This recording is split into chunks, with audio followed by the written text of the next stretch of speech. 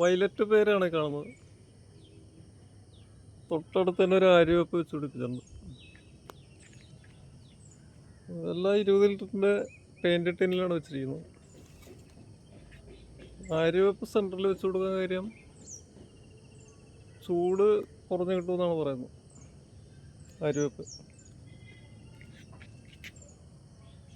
Violet പേരയിൽ പേരൊക്കെ ഉണ്ടായി കിടക്കുന്നത് കാണാം.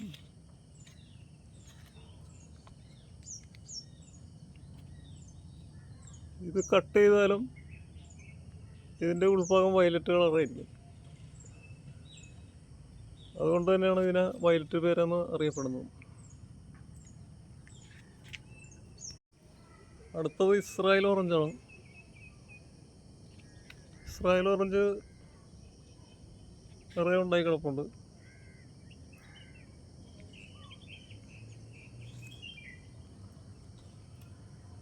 ഇത് ബുഷ് ഓറഞ്ച് ഉരുണ്ടതാണെങ്കിൽ ഇത് ഓവൽ ഷേപ്പ് ആയിരിക്കും, കുറച്ച് നീളം കൂടുതലായിരിക്കും ഇതിന്.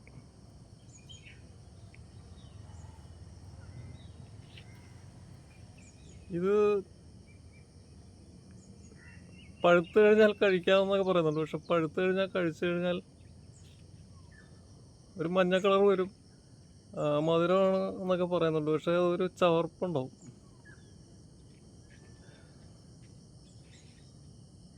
ഇതും ചെറുനാരങ്ങ ഉപയോഗിക്കുന്ന പോലെ തന്നെ ഉപയോഗിക്കാവുന്നതാണ്.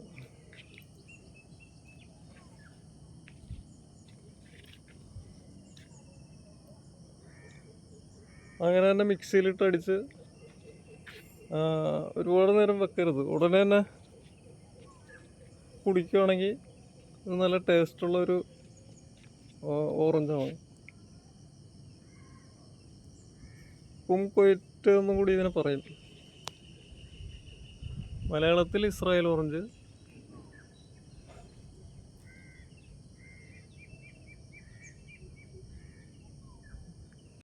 മുന്തിരിപ്പേരയാണ് ഈ കാണുന്നത്.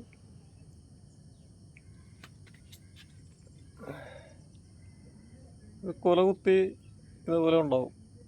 അതുകൊണ്ടാണ് ഇതിനെ മുന്തിരിപ്പേര എന്ന് പറയുന്നത്. ഏതാണ്ട് മുന്തിരിയുടെ വലിപ്പം ഉണ്ടാവുള്ളൂ. ഒരു മധുരവും പുളിയും കലർന്ന ടേസ്റ്റ് ആയിരിക്കും ഇതിന്.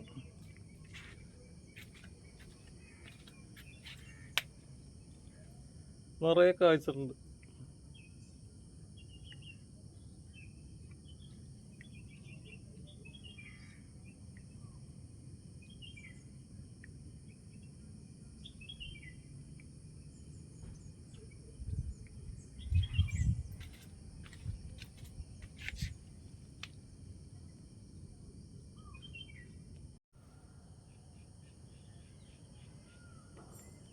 ബുഷ് ഓറഞ്ചാണ് ഈ കാണുന്നത്. 20 ലിറ്ററിന്റെ ബക്കറ്റിലാണ് ഇതും വെച്ചിരിക്കുന്നത്.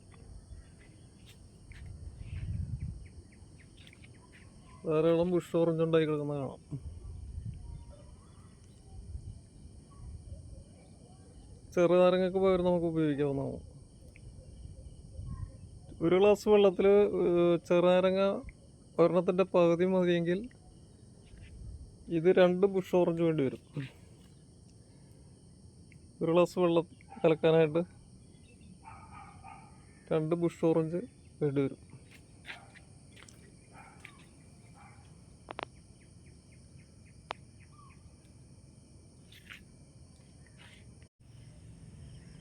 വീട്ടിലെ ചെറുനാരങ്ങയാണ് ഈ കാണുന്നത്.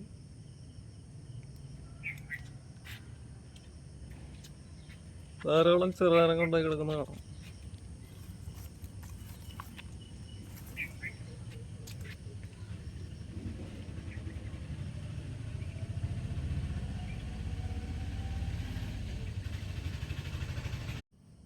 സീറ്റമ്പഴമാണ്. ഇത് പഴുത്ത് കഴിഞ്ഞാൽ മധുരമാണ് ഇതിന്. പിന്നെ അച്ചാറിടാൻ നല്ലതാണ്. മൂക്കുന്നത് ഈ പരുവത്തിൽ അച്ചാറിടാൻ നല്ലതാണ് ഈ അമ്പഴം.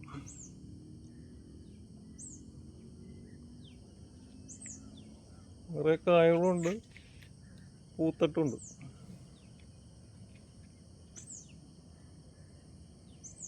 ഓറഞ്ചിൻ്റെ വീഡിയോ ഞാൻ ഇതിനു മുമ്പ് രണ്ട് മൂന്ന് വീഡിയോ ഷോർട്സിൽ ഇട്ടിട്ടുണ്ടായിരുന്നു. ഇത് 2-3 പ്രാവശ്യമായിട്ട് വെള്ളമെടുത്ത് ഇപ്പോൾ ഓറഞ്ച് വലുതായി കൊണ്ടിരിക്കുകയാണ്.